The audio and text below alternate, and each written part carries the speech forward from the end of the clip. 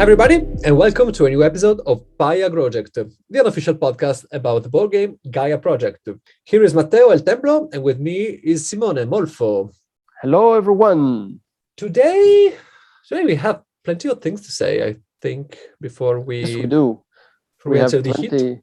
Yeah, we have plenty of topics to touch on, and also this will be a very unexpected episode, like from the point of view thematically. I mean, no, right, but that will come. Yeah, that will come in a moment. Yes, among the things we would like to talk about today, the first and maybe foremost is that following the interview with Helge 2 weeks ago. Which is a problem, actually, because now we have to compare with that episode, and we, of course, cannot reach the same level. Never ever. Yeah, I'm telling you, like a spoiler ahead. Yeah, this episode is going to be a disappointment. Like we set too high a standard with the previous episode, so now everything will just feel dull. The bar's too high. Our decline cannot but continue. We flew too close to the sun.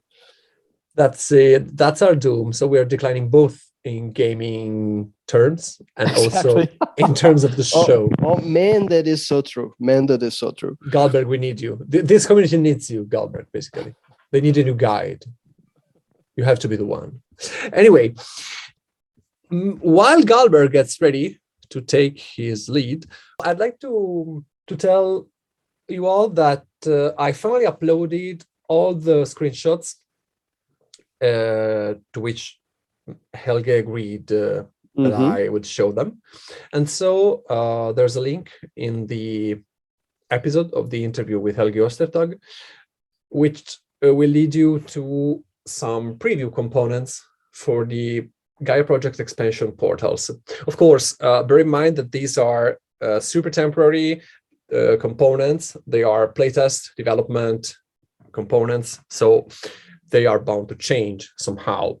But yeah, both from the point of view of graphics and from the point of view of possibly from the point of view of the actual rules and mechanics that we'll see in the game.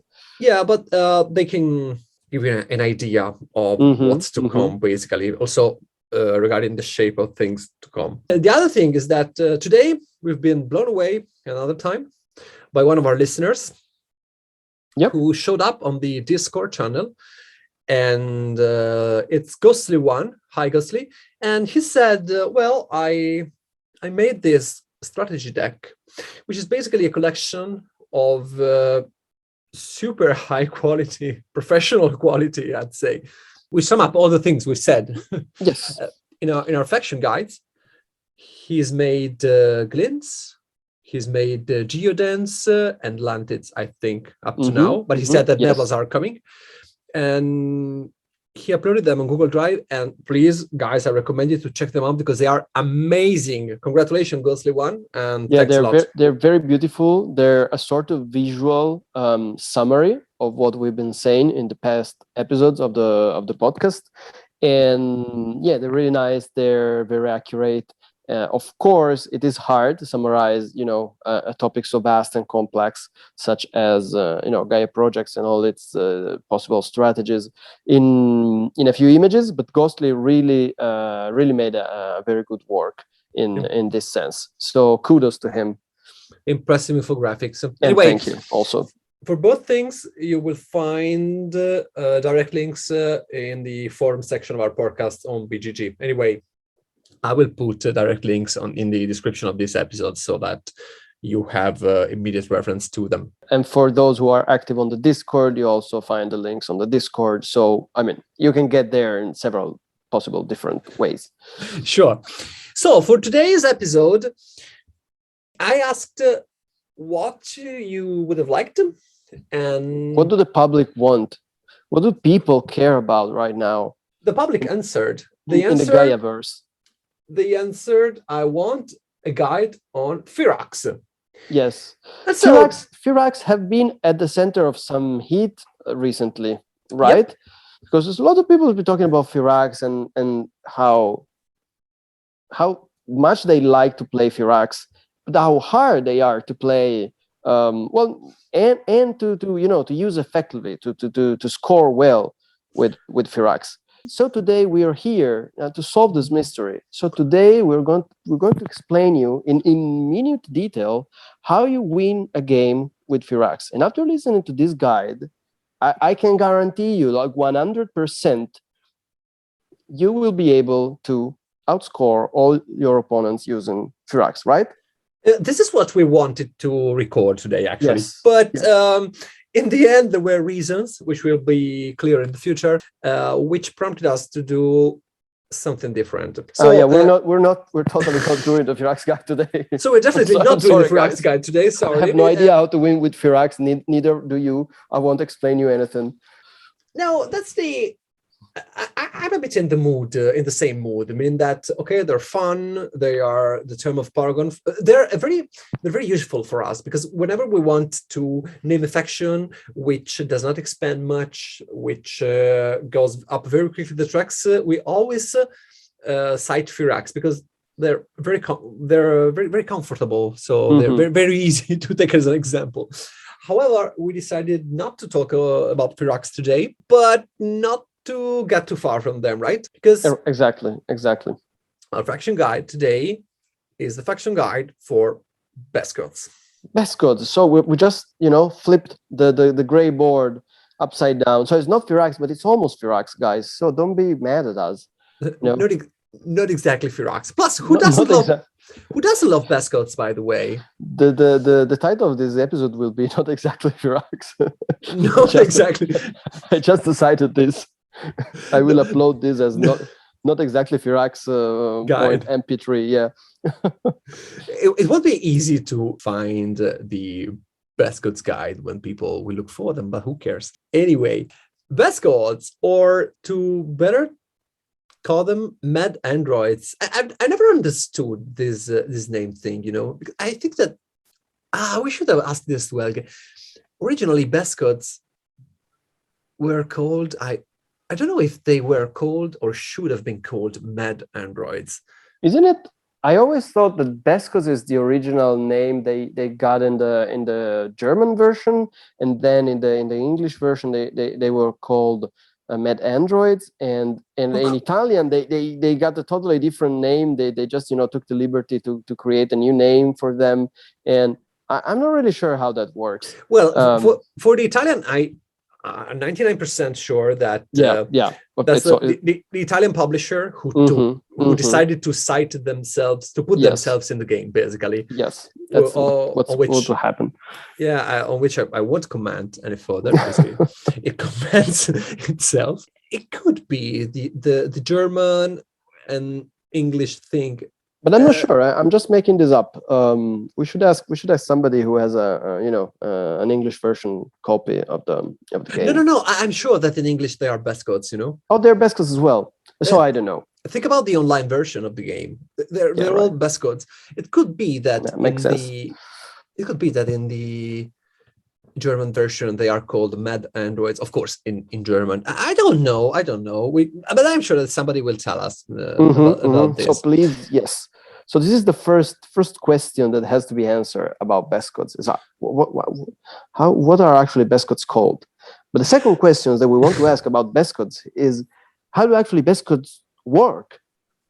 Can you tell us? Let's take the Bescods board in front of us. Okay, as usual, as it's traditional for now, we have their artwork, which is very messy. I like it a lot because they're, this very dirty androids, very far-fetched. Yeah, they're steampunky, cyberpunky robots.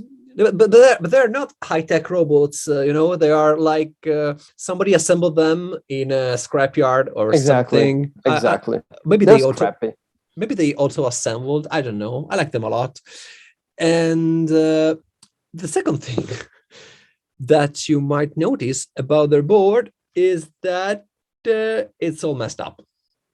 Now, I don't know if Mad Androids is their name in German or if it's just a nickname, was a temporary name, who cares? Thing is that Bescods had their most notorious feature, I think, is that their board was inverted, so that PlayStations are normally upgraded from mines, but whenever you build one, your income won't be in credits, but each one of the trade station you open will give you an income of 1 knowledge instead.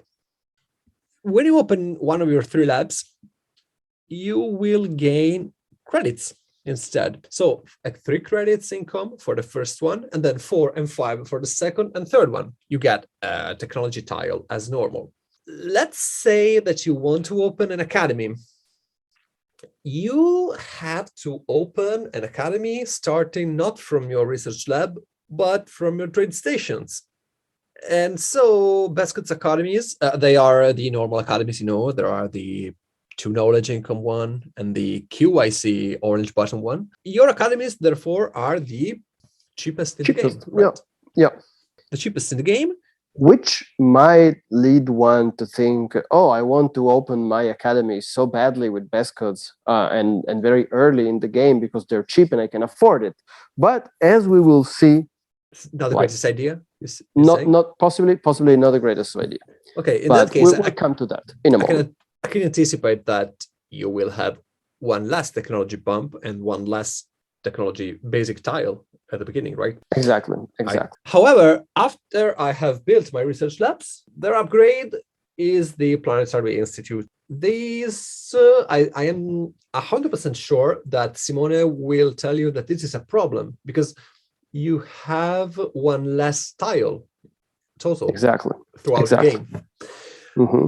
So to make things very clear, normal factions, that is the other 13 factions in the game, they open 3 research labs. Ideally, they can open 2 academies, and opening 2 academies, they get back 2 research labs, and they can then build again for a total of 7 structures that give you a technology tile, whether basic or advanced, it doesn't matter. In the case of Bescods, since your academies, they grow up out of your training stations, and your Planetary Institute is built out of 1 research lab, you only get 6 of such buildings and not 7. And these can often be a problem for Bescods. Okay, let's be honest. Many times you won't notice the difference because I stand my ground on this point. I've often had I've several games. It's very, very common with Bescods to find yourself in a situation where you have opened all your research labs, you need 1 more, and you don't get an extra 1 because of this academy and PI swap. So this can be a problem sometimes for Bescods. But that's because, you already have both of your academies, or maybe you wouldn't. I don't want to open my academy because they're so expensive. Yeah. Okay, exactly. I see. You don't want to open. I see. Okay. Or I simply can't because the academy is much more expensive. Yeah. Okay, so I agree in that case. We will talk about their special abilities later, because now I want to just look at their basic income, which is normal, but it isn't. Meaning that at the start of the game, we start with 15 credits, and this is okay. 4 ore plus 1, which is going to be our income, because we have an income of 1 ore. Normal. Of course, we place 2 mines, so we start with 7, and then we start with 1 knowledge and no knowledge income.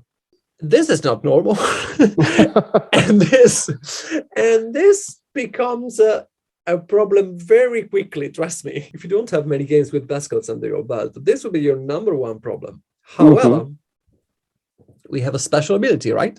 Which is an orange button. So this is an action, and this is a stall.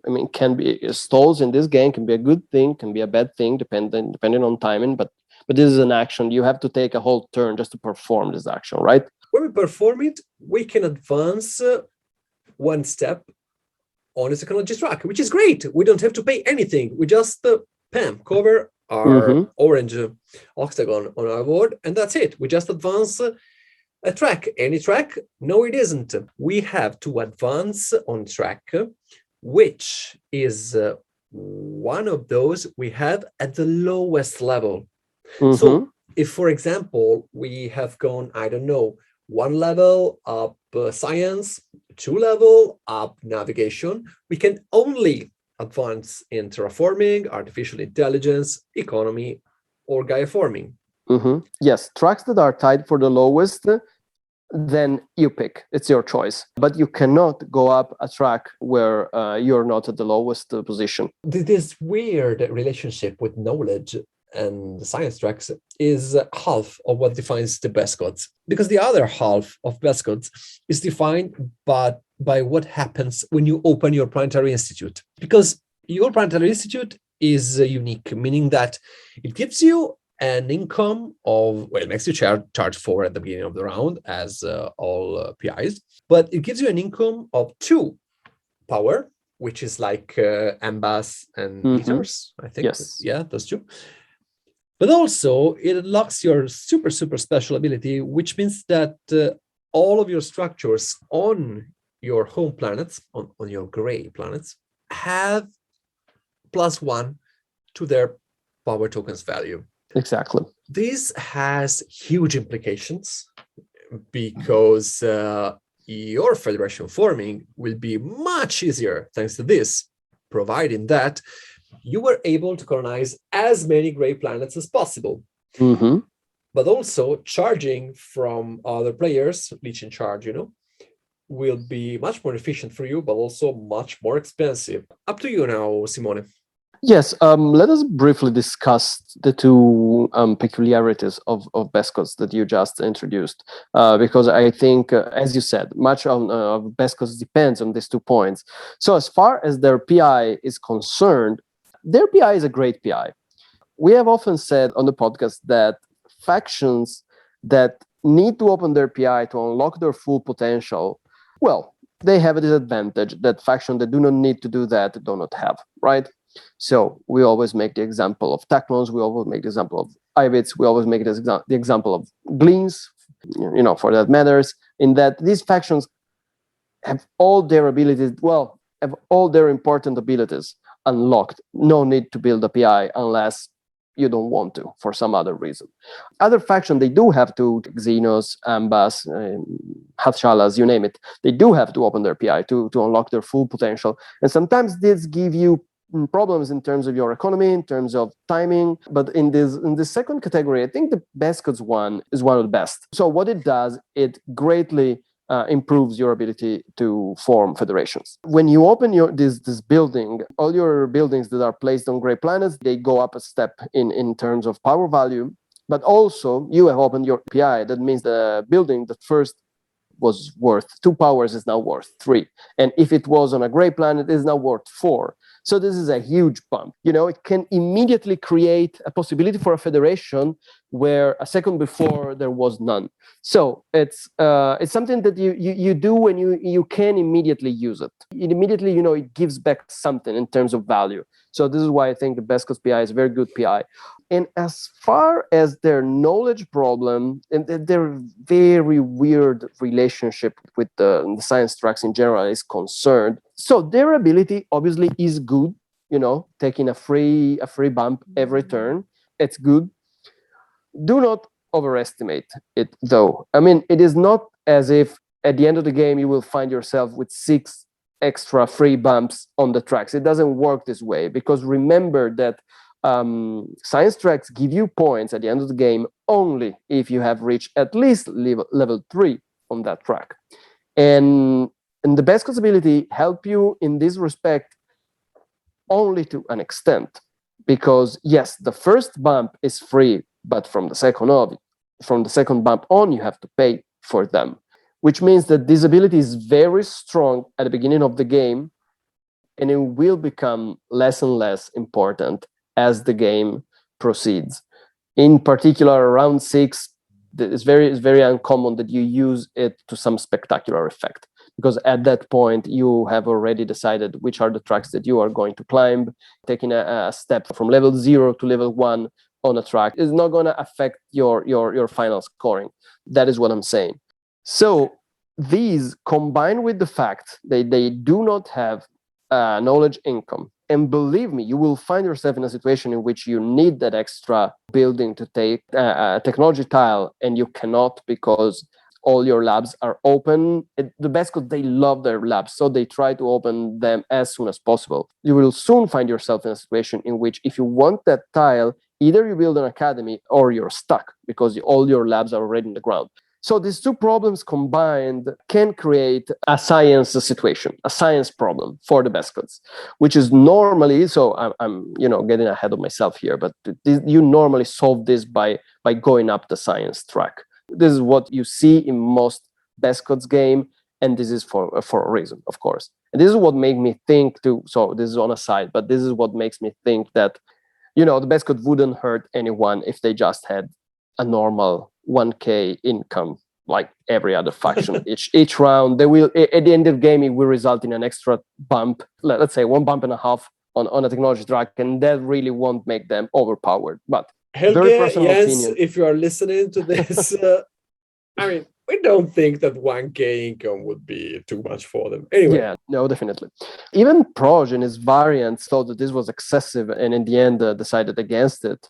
But I really think Bescods would still be a normal average faction if they had that income. Anyway, it happened to me to read somewhere on the forums that some players consider or advised to consider them as if they all started as with all techs at level 1, and therefore they said, okay, they would be overpowered. But they are not. It doesn't work like that at all. As you were saying, it is absolutely not as if they started with all techs at level 1.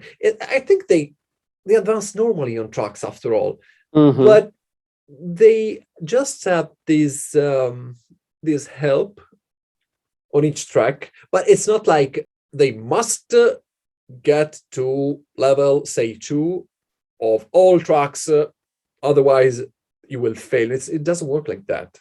Exactly. Feel free to play a normal science technology game with Bescods. The only thing I can say, to their credit, to the idea that Bescods are somehow better than others with the technology tracks, it concerns round 1 of the game. Sure. Because what happens with Bescods, if you think about it, is that round 1 of the game, everybody has one step to take on any track, right? Because you have normally all faction, they start with 4K, and so they can take a step on the tech tracks. The Bescods can as well because they do not have the knowledge to do that, but their ability allows them to do that. The difference with any other faction is that after you have done that, you are still left with 1 knowledge point. No other faction has the extra knowledge point round 1, right? I'm considering a very specific scenario here, but this means that if you manage to take a round booster, round 1, that gives you an extra knowledge point, you're up to 2 knowledge points. And if you manage, again, round 1 to take the 2K action, that means if you have also built a research lab, that means 3 bumps on a track, round 1, without building an academy. So the Bescods have this possibility at their disposal, and that can make for a very strong Bescods opening if you can manage to do that. Of course, it is not every day that you can do this because there are a number of factors that have to go in your favor for you to do this, but it is possible, and it's quite a good opening for Bescods, I think. Apart from that, yeah, everything that Matteo said is perfectly valid. It's totally no 150% not as if they start at step 1 on each track.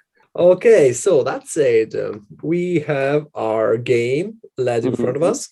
We have our sectors around, and so we are considering to play Bescods because we really like the far-fetched android. And what are we looking for in our map? All right, Bescods are, and we already said this, I think, in the Gleans guide, and coupled with Gleans, the Bescods are probably one of the most map-dependent factions in the game. And if you have listened to us talking about their PI special ability, you have already understood this, probably. Bescods, they desperately need their home planets. They desperately need the gray planets, because each of these planets is gonna worth a lot for them. So Bescods are very good at Federation forming. A normal Bescods game should absolutely feature 4 federations. at the very least. You always form 4, and you can aim for 5 on particularly lucky games, but 4 is okay, but no less than 4, I would say. But in order to do that, you have to get your gray planets. So there is just, if you want to play a Bescods game, there is just one thing to do. You look at the map and you think, how many of these planets can I reasonably hope to get? And this depends on a number of factors. Of course, it depends on how the planets are positioned on the map. It's very easy. We'll come back maybe to that in a minute. But it also depends on what other factions are in the game. Because you have 2 terrible enemies in these games that are the brown and the white board, especially the brown board. Because the brown board, Ambas and Taclons, they tend to play more aggressively, especially early game. They are very good terraformers. The Nevlas can be, but the Nevlas normally have other priorities in the early game. So maybe they will not rush to take your planets. This is not a given. I'm just saying that Nevlas tend to be a bit slower than Ambas and Taclons in doing that. And Itars, well, it is very situational. So the Itars are the faction I would worry the least if I was playing Bescods. But since there are 2 very popular boards on the left and right side, on the color wheel, on the left and right side of the gray color, it is always the case, it is not always, sorry, but it is often the case that Bescods can end up being sandwiched between 2 colors, 2 planet types that tend to eat up their home planets and also hinder their expansion. So this is why Bescods are rarely a good first pick, unless you are sure that the brown planets are placed so badly that you are sure nobody will play Ambas or Taclons. And I recently did this in a game where we had such a terrible brown map that I was confident in picking Bescods as a first pick. But it's very rarely the case. So unless you are an experienced player who has very sound arguments to believe that brown will not be picked this game, be wary of picking Bescods as first or second pick.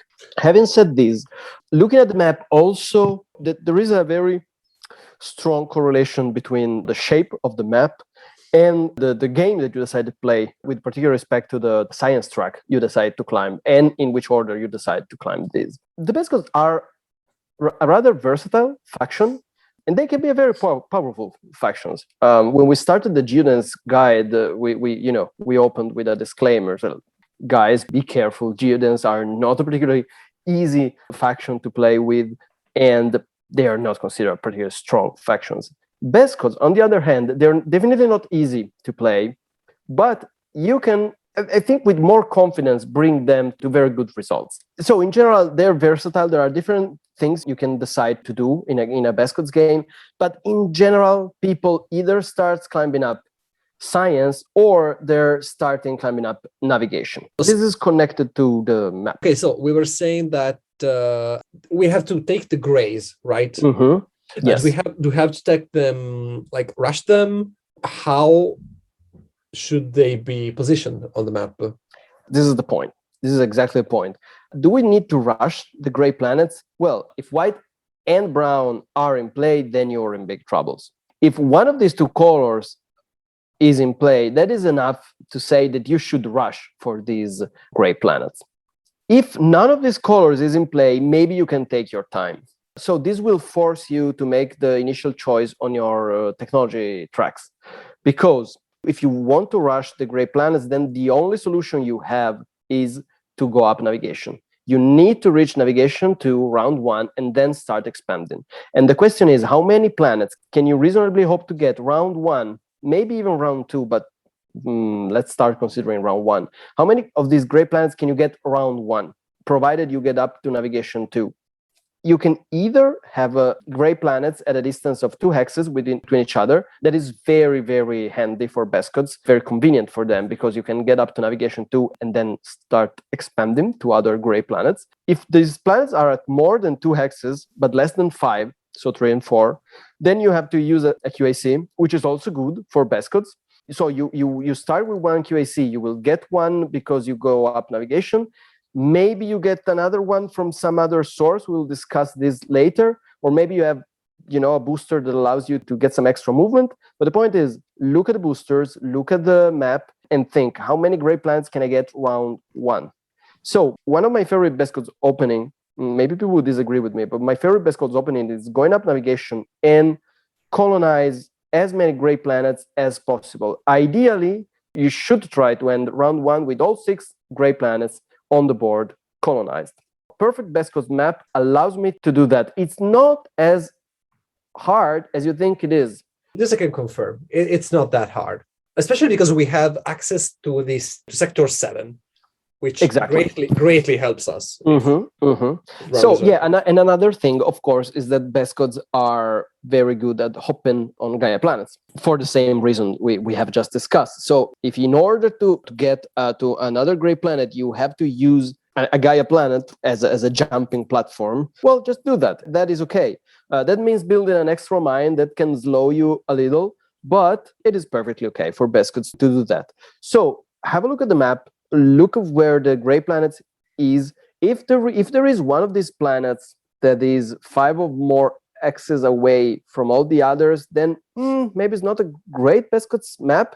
However, you can still think of placing one of your initial mine on that planet and then colonize all the others, starting from your second mine on the board. I mean, it is very, once you have a map in front of you, it is very easy to calculate if you can realistically think of getting 5 or better 6 gray planets round one. That, I would say, is the requirement for a Bescods map. If it is one of these maps where all the gray planets are scattered on the edge of the board and you have more than 2 planets at more than 5 hexes away from each other, then I would say it is not a great time to be gray and to play Bescods. Maybe if there's the range booster, you can think about going navigation 2, then of course, some time to take that and grab that planet. Anyway, no, I don't disagree. I like another opening, which is more difficult to do, but I will talk about that later. Now, I would like to ask you about what final scoring objectives do we like? Because I'm not entirely sure about that, to be honest. All right, final score objectives. Bescods are another one of these factions that are pretty good at everything, but do not excel at anything. So, satellites, we don't dislike this because our planetary institute have this special income of 2 power tokens instead of 1. That means that normally we are a bit better off than other factions in terms of our power situation, our power cycle, especially if we open the Planetary Institute round 3.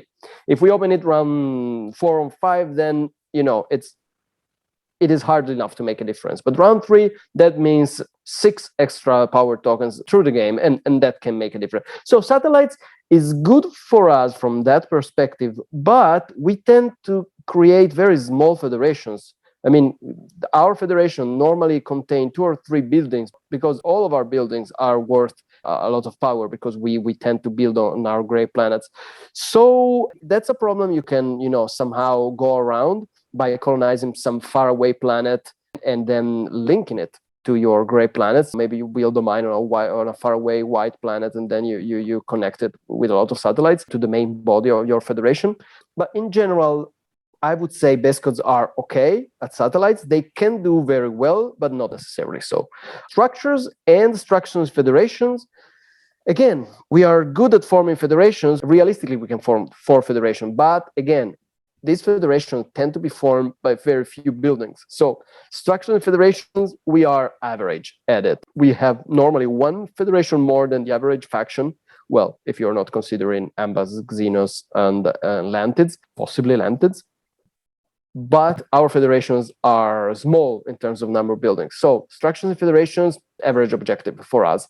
Structures in general is pretty much the same.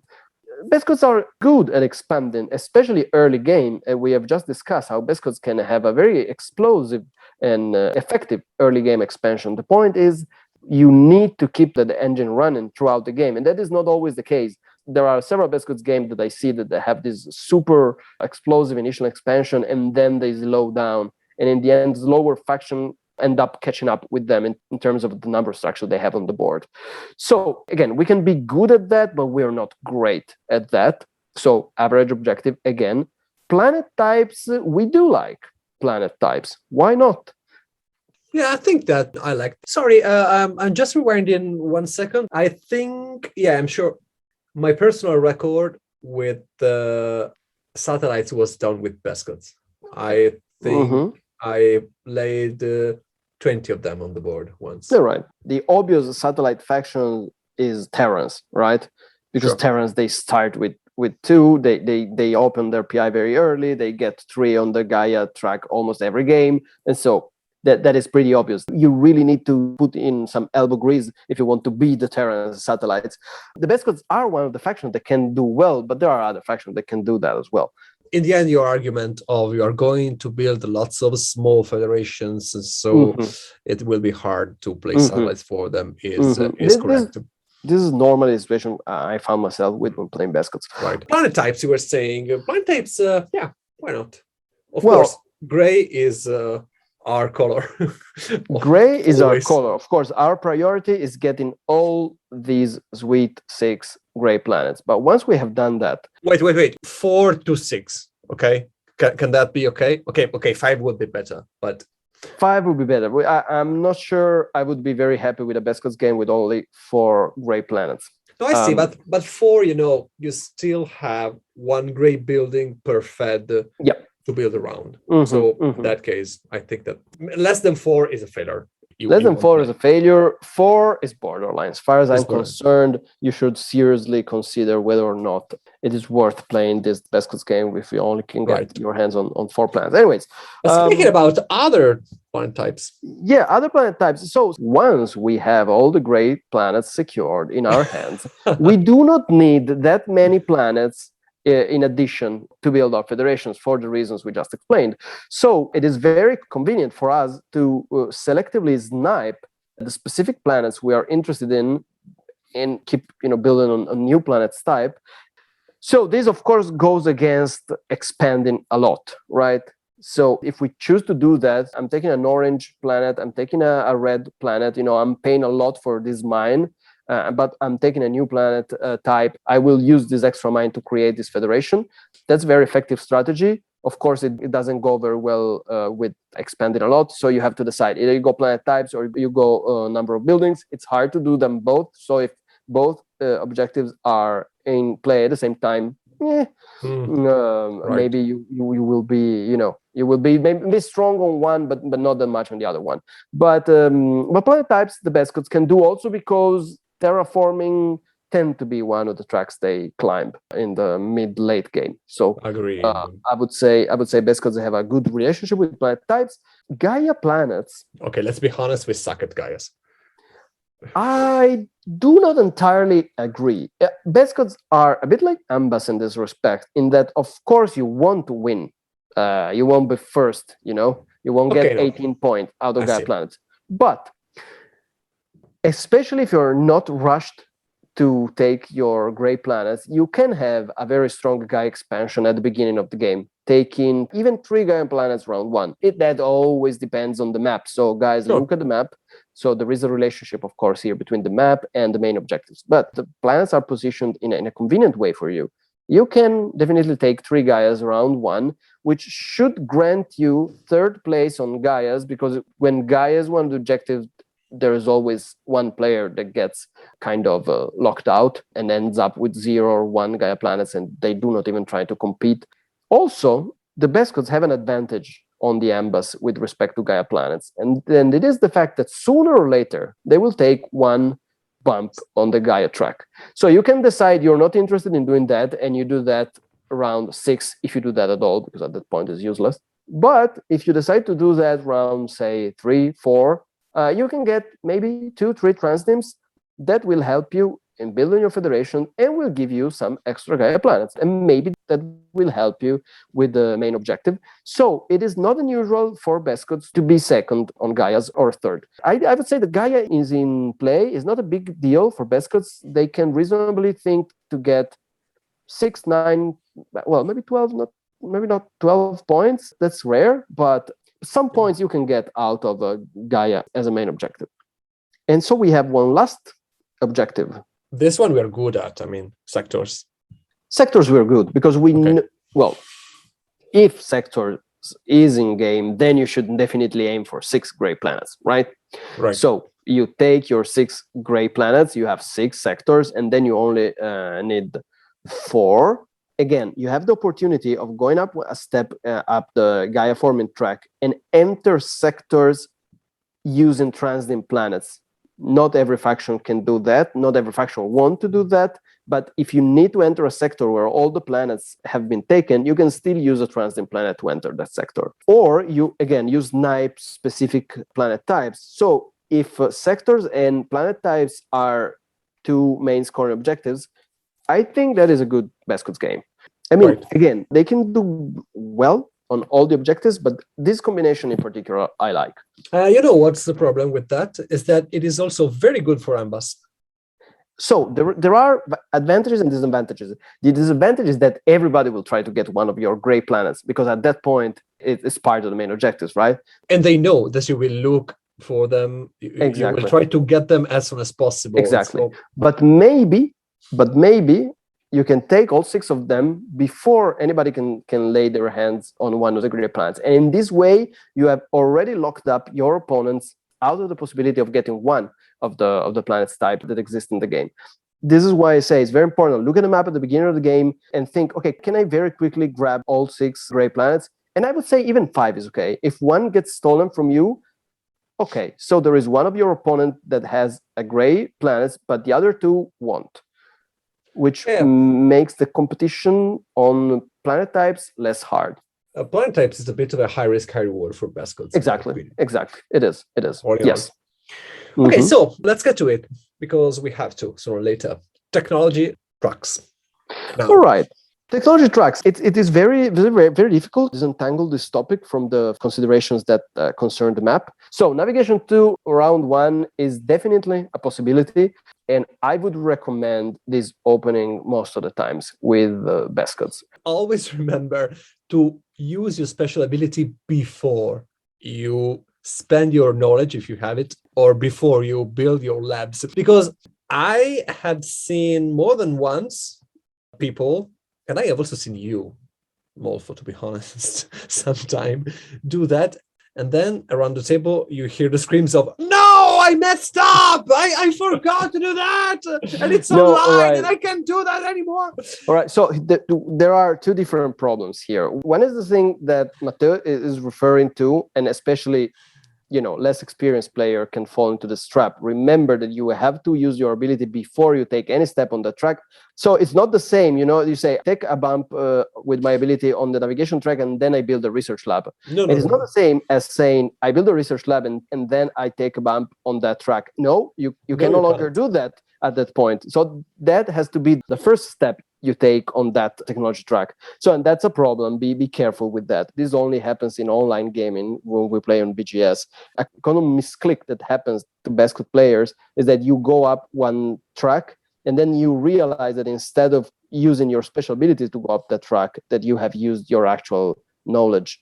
And that screws up your game greatly. And that I have did like several. That happened to me a couple of times and totally destroyed my game, because Bescods are very desperate for knowledge, and wasting 4 in this way, it's really terrible. That will never happen in a live game, right? That is just that when you click on the wrong button in online gaming. So anyways, technology tracks. My recommendation is normal Bescods game. Use your ability, go up one step on the navigation track, then you build your research lab, you go up to navigation 2. Now you have at least 2 QACs, and you are in navigation 2, and so you can start expanding and take as many gray planets / Gaia planets as you want. That's standard Bescods opening. Another opening can, of course, be the science track. So you do exactly the same thing, but you do that on the science track, which means you will expand less round 1.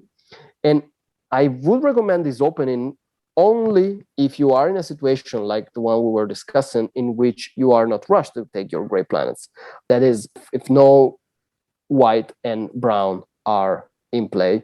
So for instance, as I was saying before, I started playing this Bescods game where brown in general was obviously out of the question. And in fact, they weren't picked and white is not in play. And so I'm currently playing this game and I started on the science track. Also, the science track is very good if you can do the trick I was referring to before. So you take 3 steps around 1, right? So 1, you use your ability. 2, you build a research lab. 3, you have 2 knowledge left from your initial knowledge and the booster you have taken, and then you take the 2K power action, the 2 knowledge power action, and then you are up to 4, and then you take an extra bump. So you go to science level 3 round 1. You also get a charge of 3, which is very nice. Round 1 can also come in handy. And starting from round 2, you produce 3 knowledge points each turn, 4 if you manage to open a trading station, or if you have taken the technology tile, basic technology tile that gives you 1 knowledge point. So that can be a very powerful start from Bescods. I'll make you an example. In this game I'm playing against yellow, red, and blue. And there is no way that anybody is going to take my gray planets. I know that for sure. Round 1 and round 2, I am totally sure that nobody will take gray planet. That's against every odds that such a thing will happen. So in that is a scenario in which the Bescods can really delay their expansion. Regarding this, so the opening going up the knowledge track, this is the case where I like to do the more difficult, more extreme, but more rewarding in my experience. 2 labs opening. I think that our research labs are among the best in the game, along with the Nebula ones. Those are good because Nebulas have them. Our labs instead are just good, and that's it. Yes. You can colonize no planet on round 1 if you are in a situation like the one you described, that you're basically sure that nobody will steal your gray planets round 1. Therefore, no, I'm sorry. I'm not saying do not colonize any planet round 1. I say, of course, you won't colonize as many planets round 1, but you can still use your only QAC to go and get a gray planet. No, sure. I'm just talking about the 2 research labs opening, you know? Yeah. Of course, even in that case, there's nothing which prevents you from opening mines, but since 2 labs are resource intensive, it's not 100% sure. You should open 1 mine after you build your 2 research labs. Yeah, in general, this opening turns out to be very good to me, even if you have to use your ability to take 1 bump on the terraforming track in order to have the 10 ore you need. No, 11, because you need 10 ore to build 2 labs and 1 for your mine. But if you can manage to do that, it's not that hard actually, because you start with 7. You can have 1 from a booster. It's 8. You just take that bump. It's 10. Okay, so just 1 from power or whatever, and there are your labs and your mine. Of course, you also need some credits, but they're not hard to get. Anyway, you can get to science 2, which is not perfect, but is still okay.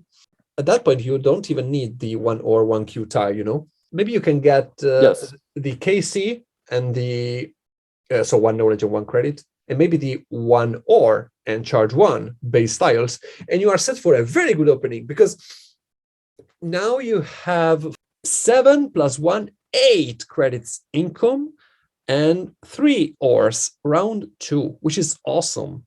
The problem with this opening is that it's hard. The base tiles have to be placed perfectly, and of course further expansion will be more difficult nonetheless. Anyway, it's just an idea. Feel free to experiment with that. But if you're unsure about Bescods, just follow Simone's advice of 1 lab and navigation first, then maybe knowledge once you feel sure, I would say. Yeah, just so that the listeners of the show know this is a general difference in play style that me and Matteo have. Matteo likes extreme openings, especially those that require closing all of your mines round 1. Matteo likes the PI research lab opening with Firaks, the PI research that's a great opening for sure. Nebulas, and he likes the 2 research labs with Bescods. They can be very powerful openings. I would say all these strategies, I think they are high risk, high reward. You need to know exactly what you're doing in order to, pull off these openings and be set up for a decent round 2, because the risk, of course, is having an income of 1 or round 2 and so be stuck. So you need to avoid that situation in general. So be careful, be wary of that. As Matteo was suggesting, if you do the 2 lab opening with Bescods, then you want to open another mine probably, and possibly also taking the 1 or charge 1 basic income tile. As far as the Bescods in specifically are concerned, Matteo, one thing I would like to say about that opening is that I see the potential. The only thing I don't really like about it is that it is a little suboptimal, because you are basically renouncing your possibility of taking the free step on the science track, or any track you decide to go up to with the 2 labs. Because once you have taken the 2 bumps on the science track, you can no longer, all across the game, you will never be able to use your native ability to go up the science track. If you can do that without taking the step on the terraforming track, then this is a great opening. If you can find a way, and I don't know exactly how, you need a booster with an ore income, and then you probably need to take the 2 ore power action. So you need to charge well. But if you can manage to do that, then that is a very good opening. You can do that with relative ease just by taking the OQ one-shot tile, with the first slab, which is okay on the other end. You're correct. I like strong build-up openings. They are risky, but I think their reward is higher. And regarding Firaks, their opening. Well, no, that's very good in particular with respect with Firaks. I agree. Okay, to open their foundry round 1 is awesome in my opinion. And that's what. So you see, we're talking about Firaks. Exactly. Here. You should be happy. That's what we should talk about in this moment. But instead, we're talking about the Bescods tech tracks. So knowledge is important for us because. Just look at the board. We have no income for knowledge, and it also piles up with our ability. So once we have a good knowledge income, we can go steadily up the tracks. Not as steady as Firaks, but we are good at that. Well, you already said that, okay, navigation is a good one, of course. Terraforming, you were saying, is a good one?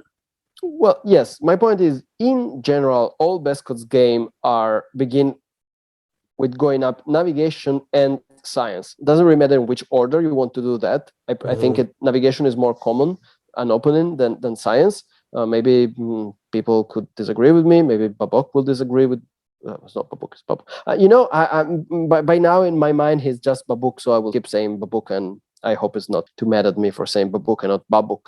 I arbitrarily changed the accent on his name, and that's it. So in general, it's either one of these 2 tracks. After that, it's up to you. Normally, the reasonable choice is terraforming. I'm not saying that it's compulsory that you have to do this. Statistically, the tendency for the 3rd Bescod track to go up is terraforming, because it will help you in your expansion. Once you have taken all the great planets, then you need to go further in your expansion, and terraforming seems like the obvious thing to do. Let's get this out of the way. If you do not go up the science track like ever in the game, if you don't focus on the science track, not ever, but in the first 2 rounds of the game, you have to be ready for a very science poor game. I'm not saying that is not doable. I'm just saying you're not going to score great on the science track. I have seen and probably played economy Bescods game with an early jump on economy. So round 1, round 2, Bescods go up economy. That is more difficult because you are left with a lot of problems. You don't know how to go up the tracks, and if you do not give precedence to navigation, then you don't even know how to expand. It is not impossible. I have done it. I've seen it done. It is uncommon, and it requires skill. And honestly, at that point, it's all about improvising. There is no general advice that I can give for a Bescods economy game. Just you think it's the right thing to do, just go for it. I read some time that, also tried that you can open with the Knowledge Academy and go up economy. Because at that point, you will need resources, which you do not have, because your labs are so awesome, because they grant you the bump, the tile, and a credits income, which is very, very good. Yeah. So basically, you don't need economy if you open them. You just need ores, because once you have 2 labs, you have 7 credits. You don't really need much more. The academy is easy to open. I have tried that. At the beginning, I thought that was the best opening for Bescods, and now I think that it is terrible, because what actually happens is that you gather your 8 ore, you open your academy, you now have a knowledge income of 2, as with Nebulous, that's the only building which will give us knowledge income, actually. And you are either at economy 2, and maybe you got the KC tile, okay, so you have a 3 knowledge income and round 2 is fixed under that respect. But now you haven't fixed anything, actually, because you're not good at anything. You don't have a good credits income, you just have 2. You don't have a good knowledge income. Okay, maybe you have, but at that point, just open your labs and go up the knowledge. Well, it's good, but it's not like that good. You haven't gotten to 4 knowledge income per turn, which is the ideal standard. And so yes, but actually no, I would say, about the Bescods Academy opening. You only get 1 tile. And at that point, I find myself in the okay, now what situation, and I never have an answer, to be honest, because I'm a knowledge 2. So, I'm at economy 2, and who cares about economy? My main arguments against the Bescods Academy opening, there are 3 main arguments against it, and those are: 1, your research labs are so good that why do you want to open your academy instead of a research lab, which is cheaper and gives you a credit income. Argument number 2, all other factions, when they open the academy, they get 2 basic tech tiles, you only get 1. So in that respect, your academy is not better than your research lab.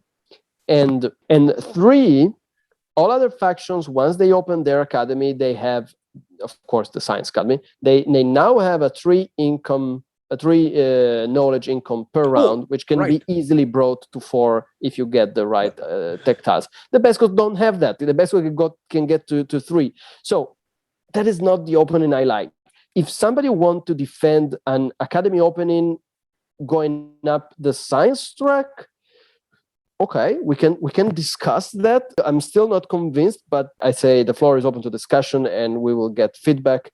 And Matteo's cat is yawning, is getting to the frame of the picture. I can see it now. If you give us some feedback about the academy opening with Bescods, we're listening.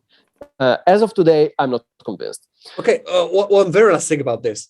About your cat, you mean? No, actually 2 things. This is not my cat. Right.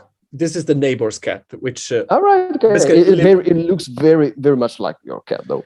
Well, no, my cat is much more beautiful. All right. This one is more... but anyway, this is not about cats. Okay, it's the internet. But no, the second very important thing is one last thing about the academy opening. Okay, that gives you an income of 2 knowledge. Okay, you can go up the knowledge track.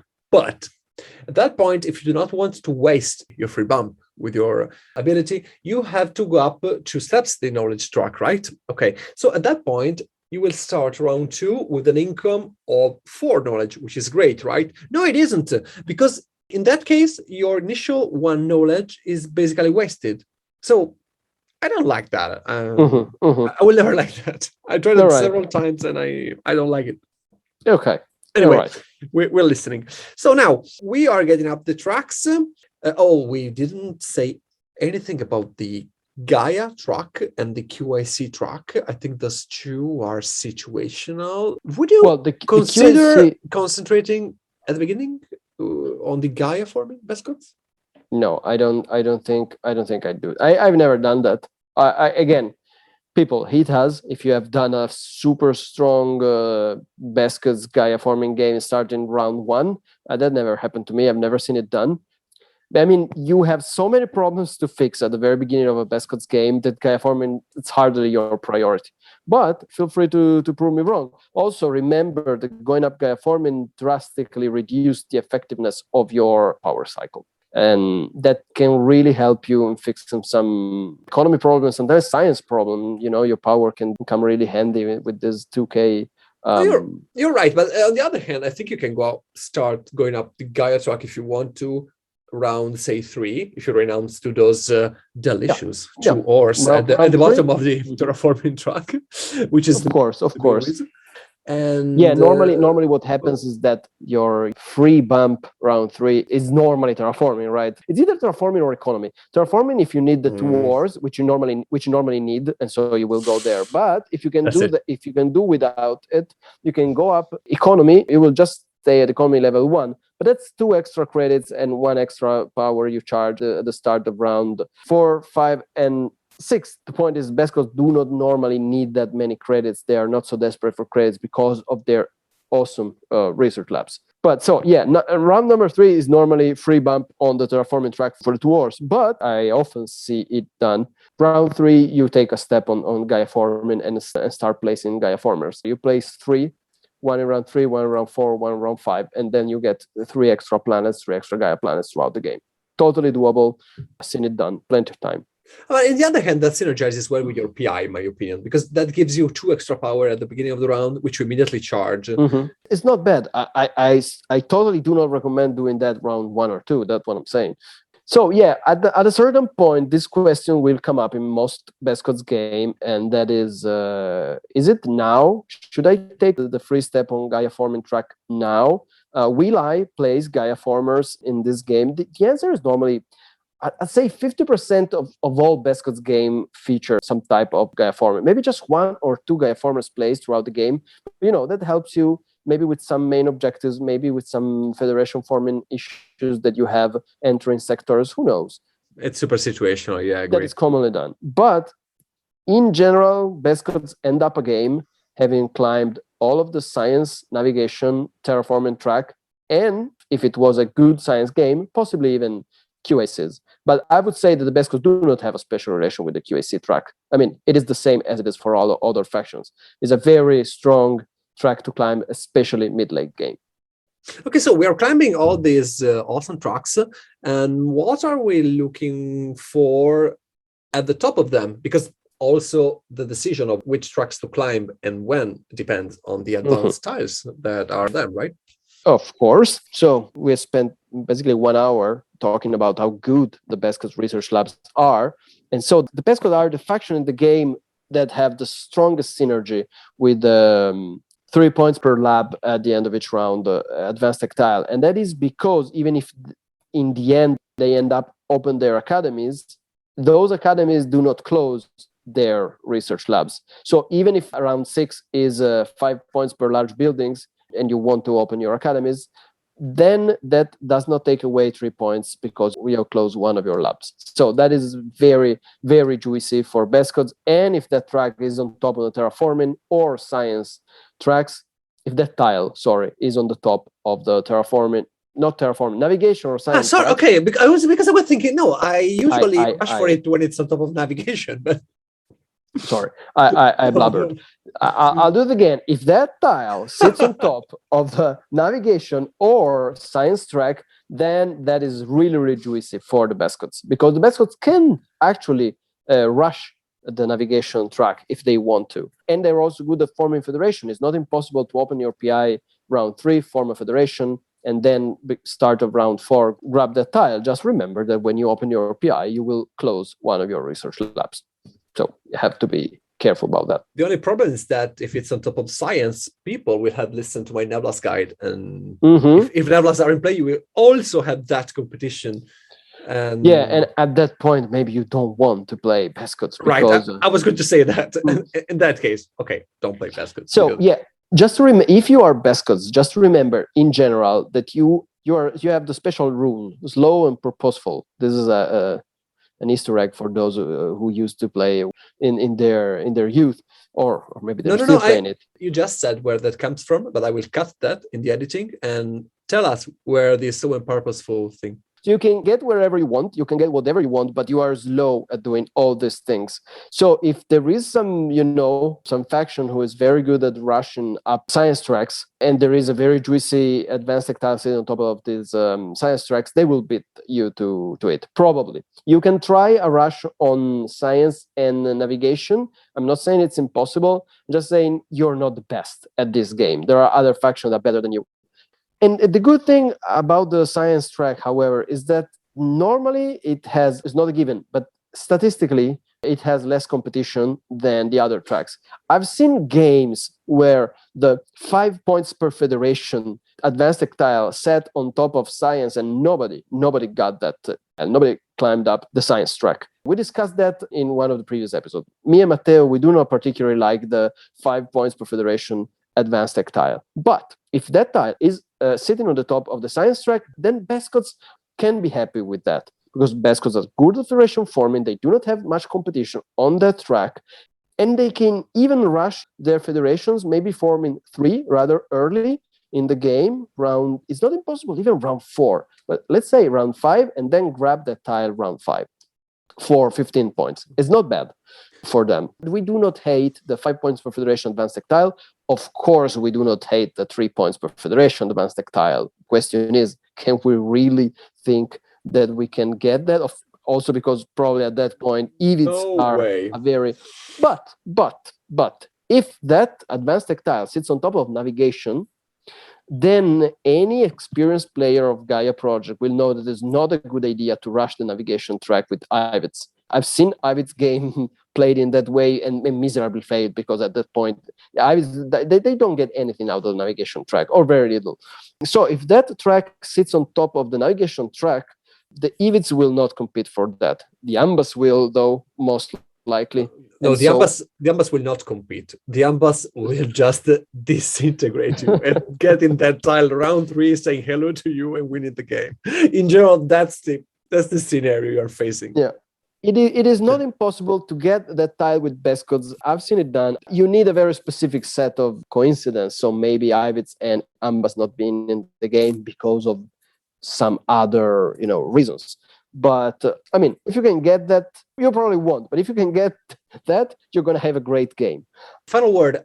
On top of the navigation track with Bescods, I especially like the 3 point per lab, because that tile in that place is the best thing for you and is not very good for any other faction, Exactly. That's true. That's the point. Not early, at least, because Nevlas will get it if you leave it to them. Yeah, but they don't like it on top of navigation. That is perfect for Bescods. You know what Bescods do not like? Can I start my personal rant about this problem that Bescods have? But so we're here for that. Of course you can. So the thing that Bescods like the least is what Bescods do not like? Listen to me. Hey, young man, I will not tell you about why the Bescods are been nerfed too much. Yeah, exactly. So the point is that there is a tile, an advanced tile, which can be very, very, very strong in the hands of another faction, and that is the 4 points per trading station advanced tactile. Oh, right. And all right. So what you want to do normally is you build all 4 of your trading station, then you build an academy, and you get 16 points out of that. But on top of all the problems that the Bescods have that we already listed, the Bescods can never do that, because both their academies and their research labs, they close up one of their trading stations when they are built. That means that the Bescods can at max get 12 points out of that advanced tactile, unless they use the 4 QAC action, and that requires a very specific set of circumstances in which you have the 4 QACs. You do not need them for anything else. Nobody else has taken them. If you manage to do that, you have my respect. Exactly. Because that's great. That's awesome Gaia play. Awesome. I don't think I've ever done in a single Bescods game. So that's my Christmas land scenario. When I'm playing Bescods, I have all 4 my research lab. My 4 train stations open, and I can use the 4 QAC action to get the advanced tactile. Never happened to me. But good luck with that, anyways. So yeah, advanced tactiles that have to deal with research lab. With training stations, we do not particularly like those. Points per mine, like 2 points per mine. Why not? As I said, the Bescods can have this very strong early expansion. That means that probably round 3 and 4 they will have a lot of mines open, maybe even more than round 5 and 6. That means that you can get that tile early on, where when other factions, some other faction at least, have not expanded a lot and are not aiming for that round 4 because they're not yet ready to take it. Same for points per sectors. Those are two tiles that the Bescods can do well with, I think. Yeah, sure. While 3 points per mine, I don't think it's the best. I mean, yeah, you can get some value out of it, but Well, it it depends. average. I mean, That's so average. on That's the normal. opening, maybe if you start with the build up to research labs, possibly you can get something. But in general, you will rush your mines at the beginning with Bescods. Let's be honest. I would say that that's average to low. Maybe it will happen to you, and Right. and that'd be good. I think in this podcast we have talked enough about the 1 point per planet type advanced tactile. I mean, it's always the same. You can get points out of that, but it's difficult. But the 2 points per advancement is good for us, isn't it? But man, we like the 2 points per advancement. Yes, we like that.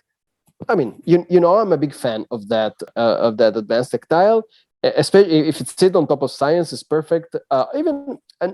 It can also be on top of navigation track, but you need to, you know, do your homework and climb up the Science track. The science track, yes, Of course. and then it will be very good for you. And also consider that from the moment you take that tile, each turn you have 2 free points just because you're playing Bescods. No matter what. Not bad. I mean, it's not great, but It's not bad, great, but it's not bad. Mhm. Sure. So 3 points per train station, I don't think is really interesting for us. No. Isn't it? In general, 3 points per train station advanced tactile, they're not our favorite. Okay. Well then, so we have a good relationship with the 3 points per 3 points per research lab, 2 points per advancement for sure, and the sectors. Why not? And what about the basic tactiles? Do you have something in particular you want to talk about?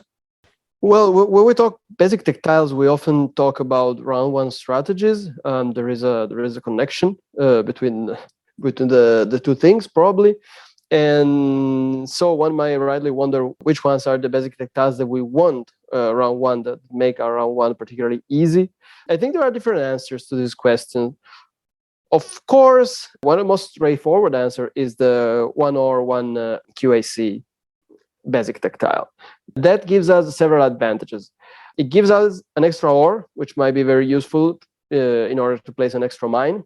It gives us an extra QAC, which again gives us the ability maybe to reach yet another gray planet, right? Because if we want to pursue this very expansive round 1 strategy in which we take 5-6 gray planets round 1. So that is a possibility, definitely. One thing that I also like round 1. So the point is, if I open a single research lab round 1, then I want to be able to open another one round 2. I would say that's a must with Bescods, right? Sure. Yeah, I agree. You don't want to enter round 3 with a single research lab in play. The problem in this strategy could be, ironically, could be that you lack the credits in round 2 to open. So if you have a very expensive round 1, and so you enter round 2, you have plenty of ore, but you lack credits because you have 1 research lab open, and that's just 3 credits plus whatever credits you have left from round 1. So I often find myself in a situation where round 1 I like to take the 4 credits basic tactile, so that round 2 I have a good credit situation and a good ore situation, and I am sure I can build my trading station and research lab and be very without having to find some weird ways to get the resources that I need. Of course, the disadvantage of that tactile is that it gets less and less useful for Bescods as the game progresses, because as soon as you have all 3 of your research labs open. However, consider also that when you open your PI, you close one of your research labs. So if you take that basic tactile, you won't have a credit problem ever again throughout the game. Probably in round 6, you won't even need that tile anymore. But I think it makes for a very comfortable round 2. If, however, you decide to go for the 2 research labs opening that Matteo was suggesting, Well, then probably a good idea could be the 1 or charge 1 basic tactile, because you're going to close both your mines. Maybe you can manage to open another one in round 1, but that's still 2 ores round 2. It's not a lot of ore, so maybe you want to consider that basic tactile. Of course, remember that I haven't said this, but this is rather obvious. But if you take the 1 or 1 QAC basic tactile, then you already have something that you can cover with whatever advanced tactile you're aiming for. So if you want to rush an advanced tactile, that basic tactile becomes particularly useful. Regarding the Yes. four credits based tactile, I usually am hesitant to grab it with Bescods, because I know that in the end I will like my PIs. So sorry, my research labs. I don't know if it's a bit more overkill or maybe more win to me, but I'm sure it's completely true that I will solve my credit problems and maybe be more versatile later with the charge 4 base tactile. I don't know. The charge 4 tactile can, of course, be another option. That also depends where these tiles are positioned. Remember that round 1 you want to climb either navigation or science. So we're talking about anything that you can get from the 3 common basic tactiles, plus the 2 ones that sit at the bottom of the science and navigation tracks. So, of course, charge 4, why not? That does not automatically means that you will be able to get to convert this 4 power that you charge into the 4 credits that you need. So it's not exactly the same as having the 4 credits basic tactiles, but of course it is a possible alternative. Yeah, I'm just saying that I played plenty of fairly decent, good to good Bescods game where I started my round 1 with the 4 credits basic tactile. Apart from that, what else do we have? I think Bescods very much like the tactile that turns your large buildings from being worth 3 power to being worth 4 power. I'm not saying that is a necessity for Bescods. I'm saying that especially if structures in Federation is not one of the objectives in play, then it's very handy for Bescods to have that, because in that way you can create a Federation with just your PI or an academy on a gray planet. At that point, a large building on a gray planet is worth 5. That means you only need 2 other mines or 1 trading station, and you can form a Federation. That gives you the ability to form Federation very, very easily. So always consider. We become a bit more, a bit like Xenos. I don't know. We become, I think, even better than Xenos at that point, because we have these super good large buildings that you can federate with just anything. The downside is that at that point it becomes basically impossible to use them for charge. I mean, I would exactly. I don't think that I would. I don't think that I had. No, maybe once or twice in my life I have paid for to charge 5, but exactly. It's very inefficient. That is super inefficient. So from the moment you take that, well, already when you open your PI, your large buildings becomes very hard to charge, and even your mine. Remember that when you open your PI, your mines gives you the possibility. A mine on a gray planet gives you a possibility to charge 2, paying 1 victory point, and your large building become very dangerous, because at that point is, pay 3 points to charge 4.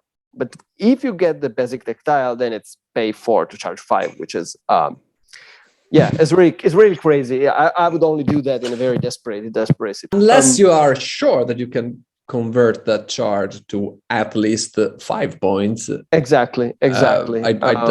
I would never do that because it's super duper expensive. But apart from that, that is a very good basic tactile. Then, of course, we have no special relationship, I'd say, with the one that gives you 1 knowledge point for planet type. 7 points, always good. Of course, try to get that before the game ends. And what am I leaving out? Oh yes, of course, 1 credit, 1 knowledge. That it's either you really, really want that tile with Bescods, or you just don't care. And that depends on your knowledge situation. That depends on which track have you decided to climb first. How many trading station, if any at all, you plan to have in play at the end of the round, at the start of next round. So that is very handy for Bescods because it can solve your everlasting knowledge problem, which we have been referring to again and again in the course of this episode. So I would consider that basic tactile on a case-by-case basis. There are games with Bescods where I don't even bother looking at that.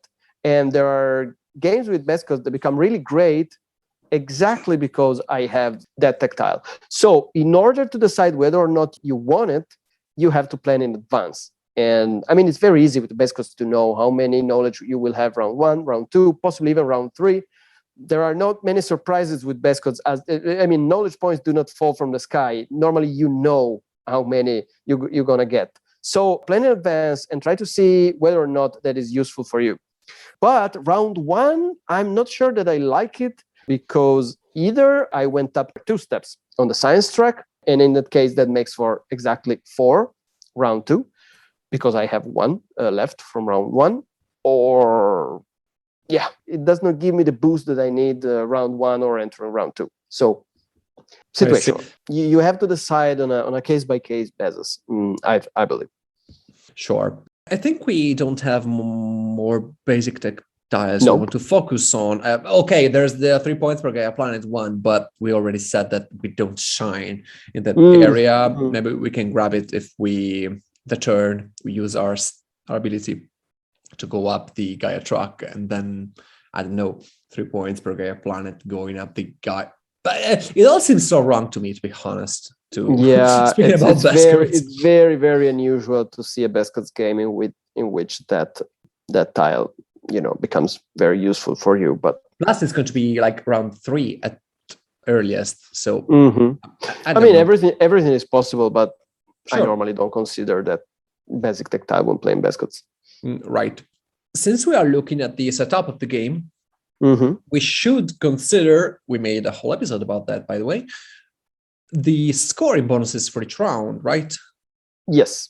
So exactly. What do Bescods like? I think they like, I'll let you say it, but one is very, very obvious. Well, now I don't know what you have in mind, what you're referring to. But for sure, the Bescods like, as a first round scoring bonus, they definitely like mines. Okay. And they can even do very well on 2 points per mine, but also 3 or 4 points per Gaia planet, because we discussed this. The Bescods can easily get 2 to 3 Gaia planets round 1, and if it's 4 points per Gaia planet, that means very nice 12 points in round 1. Just remember that if you do that, you won't be able to focus that much on your gray planets. So you are delaying controlling your gray planets, and you are at risk of see them, being stolen. So careful. But apart from that, the Bescods can have a very good round 1 expanding on Gaia planets. Well, 12 points seems a lot because because we have the QIC bottleneck, So we have 1, we get another 1 going up the navigation track. We can get 1 from power, from the basic tactile, from booster. That depends. Anyway, 8 points isn't bad in round 1. Exactly. Bescods do not, in my opinion, but I'm sure that they share this view, like the 5 points per large building round 1. Nope. No. I see a lot of people, thinking, oh well, I can build a very cheap academy with Bescods, so why not taking advantage of that? We said that before. Like, no, don't do that. We said that before. I have to admit, we recently played a game with Babuk in which I think he opened the academy round 1 to get the 5 points, and he had a very good Bescods game. Ended up second right after you. I don't know, something like that. Babuk played a couple of very weird Bescods games recently where he threw all these theories out of the window and created something entirely new. But variations are always possible. But as a general rule, I would say you don't want to open academy round 1, and so you don't like large buildings bonus round 1. So it's definitely mines on Gaia. And in late game, one of the best things that can happen to Bescods is a late federation forming bonus. So 5 points per federation, starting round 4, but especially round 6, very good for Bescods, because Bescods, as we said, are very good at federation forming. And I have played games in which I was able to form 3 federations round 4 not that hard with Bescods on the right map and score 15 bonus points from that bonus. Okay, from that. I was referring to a late federation bonus. Okay, before. yes, right. Yeah, Bescods love that. And they love that more than Ambas and Ivits for sure, because Ambas cannot form all the federation in a single round. And Ivits, they can, but normally they need the federation. They have this weird economy, that is only fueled by federational rescoring, etc. So Ivits are not particularly happy about having to form all the federation in a single round, and that is in the late game. So that really is a round scoring bonuses that the Bescod can make shine. Other than that, late game, so around 6, 5 points per large building, maybe it's not that bad for Bescods, because at that point, you might want to open your academy, at least one of your academies anyway. At least it won't hurt you. Exactly. It shouldn't hurt too much. And you also have, your academies are a bit cheaper than the ones that the other faction have, because you only have to, that is not necessarily true, because at that point, every faction probably has a couple of research labs open, and so an academy is just 6 credits and 6, or if you're considering around 6 alone. But okay, but that doesn't conflict with the advanced tactile of the 3 points per laboratory and the corresponding round booster, Exactly. So we have this advantage with Bescods. Yeah. The advantage is that you open an academy and your research labs stay open. So if you need them to score point, they're there. What else? Well, steps, terraforming steps, not particularly good, not particularly bad. Of course, better late game than early game, but there are definitely factions that can extract value out of that more than we do. Trading stations, well, Bescods have a weird relation with their trading stations, because our trading station gives us knowledge instead of credits. So are Bescods happy to see the 3 points per trading station, 4 points per trading station bonus into play? That really, really depends on the game. If it's late game, if it's round 4 or round 5, I think you can afford opening a couple of trading stations without hurting your economy too much, and maybe you can take advantage of the knowledge you will get out of that to get an extra tech bump on the next round. Why not? But again, it's not something you're actively looking for. You can, very much like 4 points per trading station round 1, if you're going for the 2 research lab opening.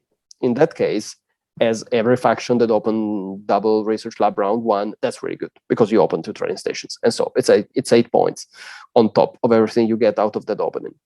I think that Bescods trading stations are my personal single biggest mystery unsolved in this game. For me, I really cannot appraise their value.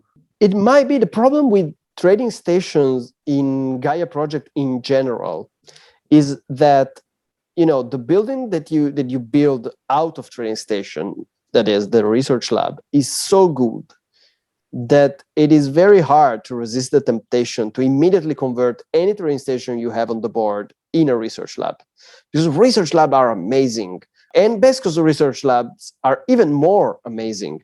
They give you a technology bump, they give you a tactile, they give you, in the case of Bescods, credits. So it's very hard, to have trading station open in general. This is a general truth about Gaia project. You rarely see people with 3, 4 trading stations open on the board, unless in very specific situations that ask for trading station in order to score points. Okay, so we are heading toward the end of our Bescods dissertation. Mm-hmm. And now comes, and one of the last, at least, topics, which is the round boosters.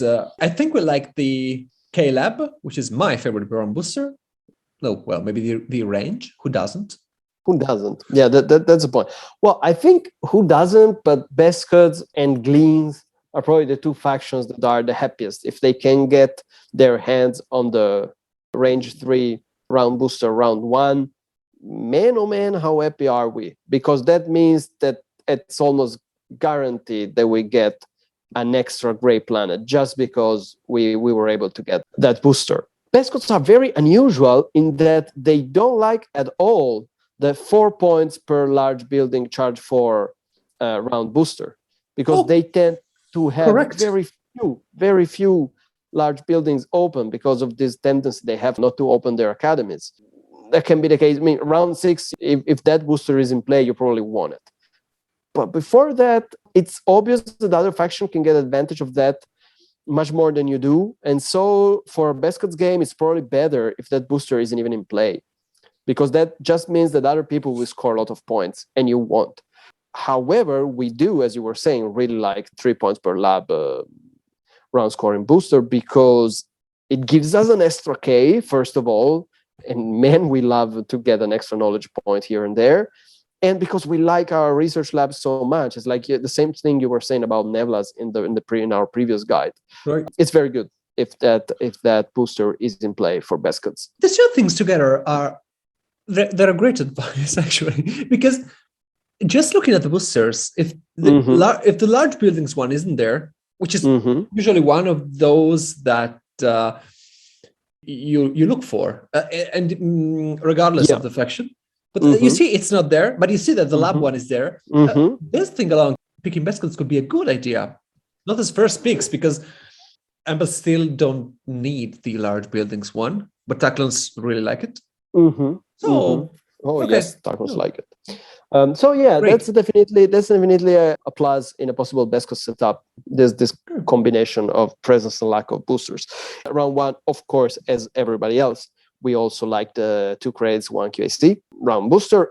We like the step 2 credits, 2 credits and step booster, because that might give us the opportunity to build a mine on a gray or white planet and use it to jump to another gray, which is farther away, to have a jumping platform for our round 1 expansion. And for similar reasons, we like the 4 credits and points per Gaia planets, because as Bescods, you will probably end up having a couple of Gaia planets every game that you play, and so why not round 2, round 3, scoring a couple of points and getting that precious credits. By then you won't be as rich credit wise as you will be probably in the mid and late game. So I'm not unhappy to see that booster in play if I'm playing Bescods.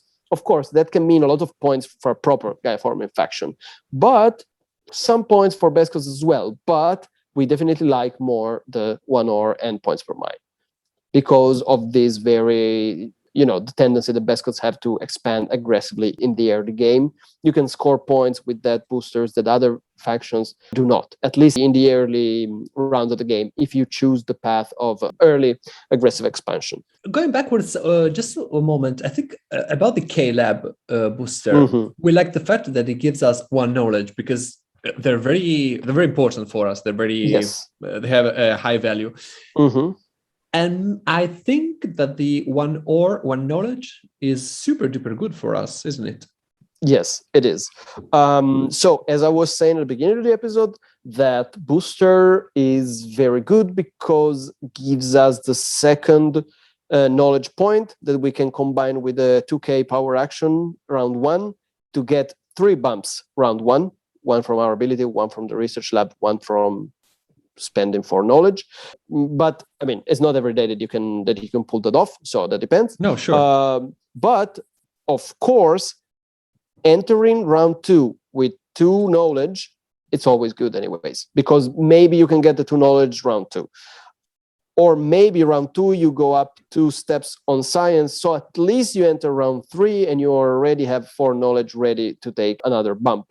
And we always like the extra ore, especially early game. So yeah, that's a very good booster. And as usual, I don't have any comments on the 1 or 2 points per train station booster. Almost nobody likes it. If that booster were to disappear from Gaia project, I think nobody would even notice, And I'm really glad that HELGE has promised us new boosters for the expansion, so we can throw that for good out of the window and forget about it. They're either not enough or too many, because if they became 3 points per train station, it would become very, very good. Too good. I would be, up to upgrading it. Yeah, because at least it would become interesting. So you'd start seeing, people fighting over that round booster. Right now, If I've been, cut off from all other boosters that give me point, and I'm left with the choice of getting that or getting another booster that doesn't give me points but gives me some interesting type of resource or advantage, then I probably get something else. I almost never pick that specific booster in any situation. With 3 points per trade station, it will become too good because, 3 trade stations, 9 points. 9 points. 4 trade stations, 12 points. But then there's the large buildings one, which exactly doesn't differ too much. No, okay, it does because trade stations are super cheap. But you cannot have too many open at once. But the point is that everybody likes to have their large building open. Nobody likes to have their train station open. So I don't know. That's the idea. Anyway, this is just Fanta Gaia project, but I would totally be supportive of the idea of upgrading it to 3 points per train station. But anyways, okay. So very last topic, which they asked us to introduce, and our public was right, of course. Which is power and QAC actions. Do we look after some of them specifically? Are we good at some of them? I don't think so, but maybe not. I don't think we are a faction that has a special relation with any of the power or QAC actions, apart from paying special attention to the 2 knowledge power action. Because Bescods being Bescods having the constant knowledge problem they have, that power action can often solve some of the problems you have in that respect. Having said that, if you find yourself in a situation in which you can take a power action and both the 2 knowledge and 2 ores are available, then it's always a hard choice, and you will probably also desperately need the 2 ores. And you have to decide on a case-by-case basis. So just saying, I'm not suggesting that Bescods should always go for the 2 knowledge power action. It's certainly good for them, but let's put it like this. If you're a normie, if you are a mainstream Gaia project player, go for the 2 wars. Everybody does that in the end, right? Exactly. No, no one has ever been wrong in taking a 2-war power action, I think, in this game. Okay, maybe like Gleans would prefer the 7 credits power action, because recently I've been playing a lot of Gleans, and I am very annoying at the table. I realized that because every single round with my Gleans starts with, okay, 4 power, 7 credits, your turn. Bescods probably do not. It's very rare for Bescods to need the 7 credit power action. I'm saying, so if I'm talking Bescods here, right. And I consider power action, that is probably something you never actively seek out, especially if you had the idea of starting round 1 with the 4 credits. Basic tactile, at that point is completely useless to you. It's worthless. But if you instead are an edgy Gaia project player, you are a bit of a hipster of Gaia and want to do weird, cool things, take the 2K, because I think they're both good, unless, of course, you have something obvious to do. You could also, who knows, get some resources from that, like from charging. From going up the tracks. Yep. I don't know. That really depends on the situation you're in, the turn you're in. So it's impossible, to decide in a vacuum. I'd also say that the Bescods like the step 1 power action because of the reason I was discussing before when I was discussing the run booster, the step run booster. The fact that maybe that allows you, to jump from planet to planet and get in the end to another great planet. And then again, who doesn't like, a cheaper way of expanding? In theory, we would love the 3 knowledge power action round 1, but in practice, that's impossible for almost everyone. Yeah, in general, we would love to get that power action. The point is, Bescods almost never do. Maybe very late game, you have enough power, and somehow it all ended up in the 3rd ball, and then you decide to go for the 3 knowledge power action, but at that point, who cares? I mean, we should be... At that point, who cares? We should be fine with our knowledge. No. 100% agree. This reminds me that we haven't talked about the +2 power tokens, 1 ore on booster. But I suppose that's because we already have a planetary institute, which we like. And that already gives us tons of power as a yield.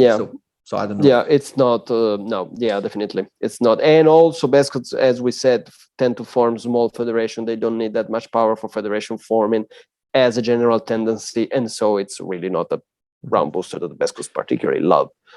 Well, then Federation rescore and 3 points plus 1 point per planet type. Well, those are two QIC actions everybody likes them, and if you can get them.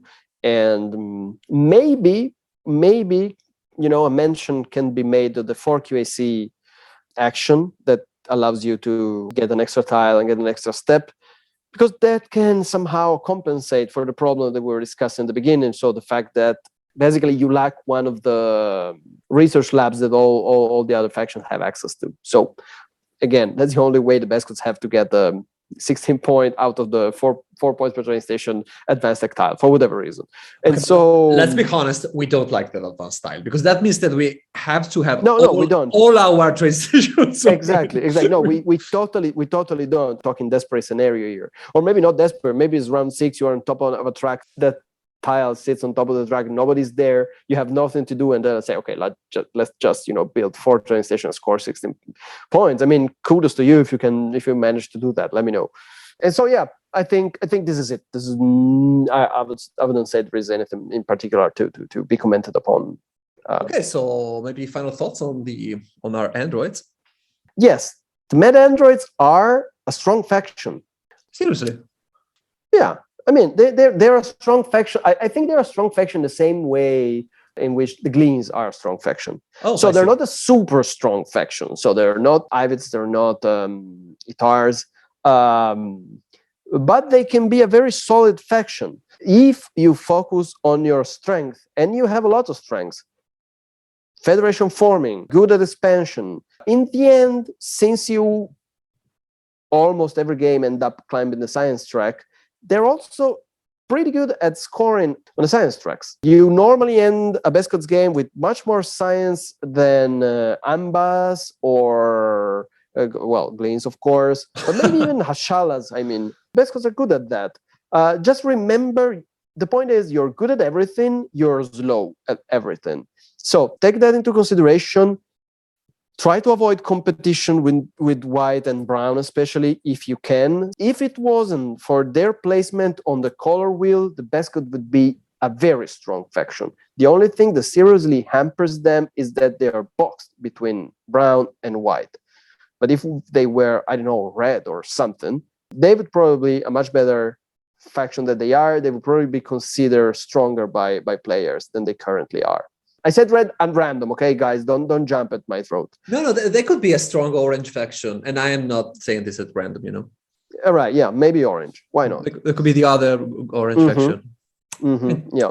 So yeah, go out in the world and have some Bescods action. I don't really know what I'm saying, but yeah, try playing Bescods. They will surprise you in positive ways.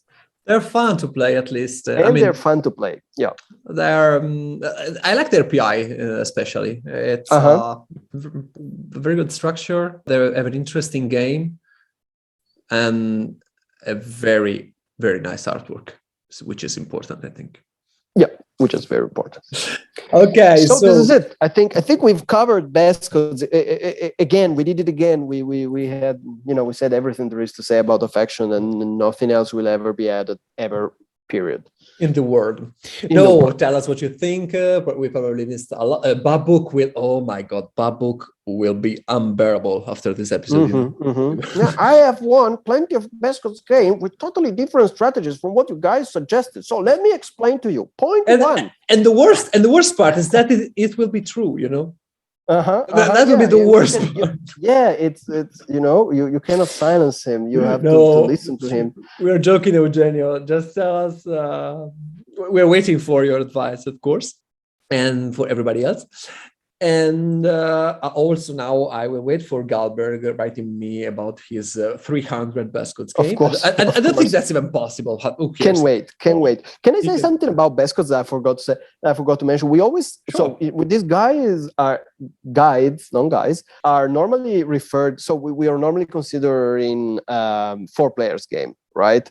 But I would say something about Bescods that I have very often see them perform incredibly well in 3 players games, because the main problem with Bescods, as I was saying, is that you're slow and you suffer competition. But when you have little competition, then the Bescods really shine. So in 3 players game, I have often seen Bescods scoring more than 180, 190 points. Agree. Also, they're not very dependent on getting charge from other players as other factions are. Yeah. Or from other players' positioning, like Lantids. Because for Lantids, for example, the more players, the better. Yeah. But Bescods are... Taclons as well. Taclons, Neblas, all those factions. But that's not true for Bescods, and yes, I agree with you. Okay, so let's change completely topic of our conversation. Let's change the subject, yes. I will give you a super quick update. Okay, thank you. About the Arielitos EURAFRASIAN Cup. The battle for the lowest planet. Yes, that's it. I've made it to the semifinals, as you... Congratulations. As we already said, the first 2 games are gone of the semifinals. My first pick was with Neblas. Oh, Neblas again. I had the 3-point from mine on top of the science. I could get the charge 4 and go up there, and I frankly didn't consider anything else. No, problem is that lately I'm not playing good. That's the truth. So that ended up at 155. I don't know. I think it was second or third. I don't know. But that wasn't a good game. My bad. The second one instead, I played with Firaks.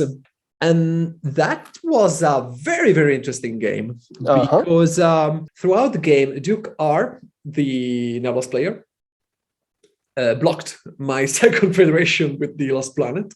And that wasn't truly a problem across the whole game because I just built elsewhere and was able to afford the 3 threats in the end.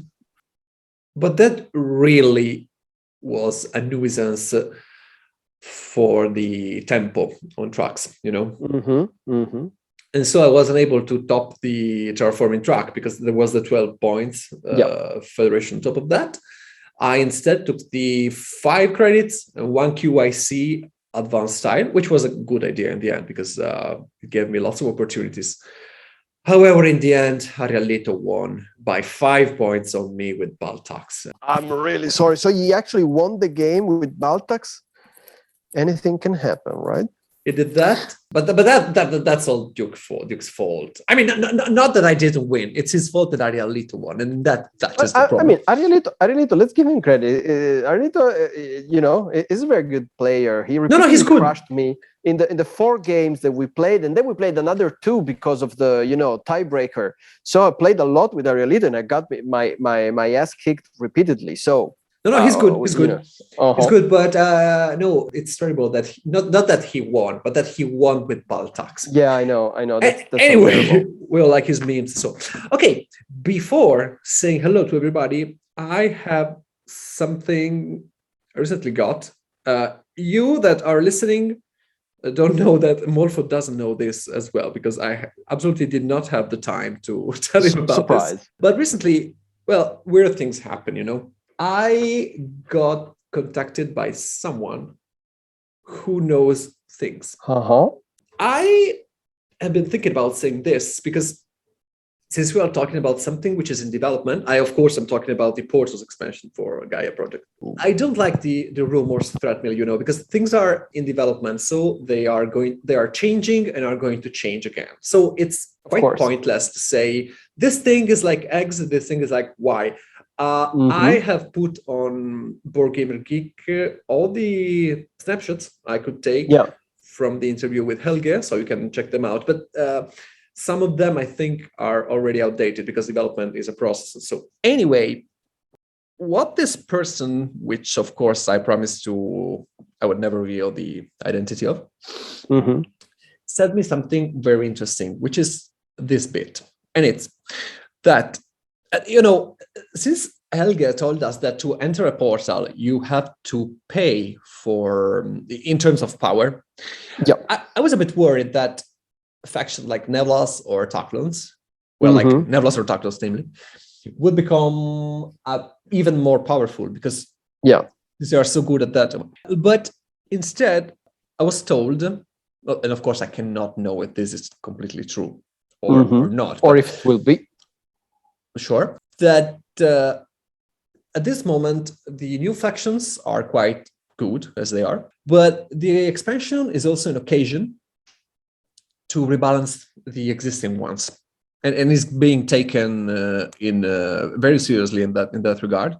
And so it looks like that, I mean, entering the portals could become an action which depends on the faction you have. Okay, so maybe one faction So has, every faction could have their own specific action to enter portal. All right, well, that's interesting. right. But for example, you need to, I don't know, pay credits, for example. Seems like a very hard thing. I don't know. Yeah. Another faction seems to have to burn power to enter the portals, and it could be it has a furry look to it. This one, but who am I to judge? Right, it could be TARS, right? And stuff like that. Other ones have to pay. But what's very interesting about this is that we get the opportunity to glimpse through a window, to peep through a window of how the development of a game so complex, even if, I mean, it's just an addition to an already complex game, but such as Gaia Project, and how the tricks and rebalancing and things happen. And this is what I find most fascinating, apart from the rumor thread mail again. But what this person tells me, I think can be understood and be agreed with by everyone, which is, with this game, adding even small bits of content is very, very difficult. And I can completely agree with this. Most definitely. Yeah. Okay. So I think that our Bescods guide is done. Yep, this is it for today. This is it for this episode. If you liked it, you can push like on our Podbean page. You can follow us there. Feel free to do that. Since you are there, you can follow us in order not to miss new episodes. For now, I can say goodbye to you all and hear you on the next very Christmassy episode of Gaia Project. Thanks for listening. Bye. Bye.